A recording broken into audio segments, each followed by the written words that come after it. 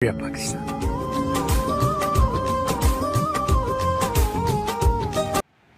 ایک بار 50 لوگوں کے گروپ نے ایک سیمینار میں شرکت کی۔ اچانک مقرر خاموش ہو گیا اور ایک گروپ ایکٹیویٹی کرنے کا کہا گیا۔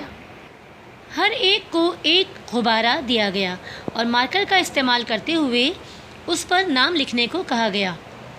اس کے بعد سارے غبارے ایک کمرے میں ڈال دیے گئے اور 5 منٹ کے اندر اندر اپنے نام کا غبارہ ڈھونڈنے کو کہا گیا۔ سب لوگ بدحواسی میں ادھر ادھر اپنے نام کا غبارہ تلاش کرنے لگے۔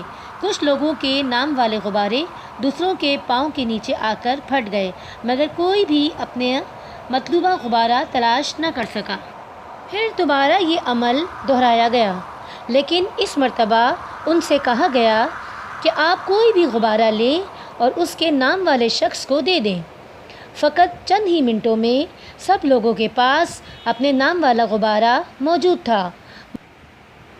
مقرر نے سب کو مخاطب کیا اور کہا، بالکل اسی طرح ہماری زندگی ہے۔ ہم بدحواسی میں اپنی خوشیاں ڈھونڈتے ہیں۔ اس افراتفری میں پتہ ہی نہیں چلتا، ہم دوسروں کی خوشیاں اپنے پاؤں تلے کچلتے چلے جاتے ہیں۔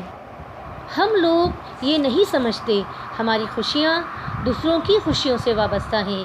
دوسروں کو ان کی خوشیاں دینے سے ہمیں آسانی ہوگی اور اس طرح کرنے سے ہمیں بھی اپنی خوشیاں مل سکتی ہیں، اور ہمیں اپنی زندگی کا یہی مقصد بنانا چاہیے۔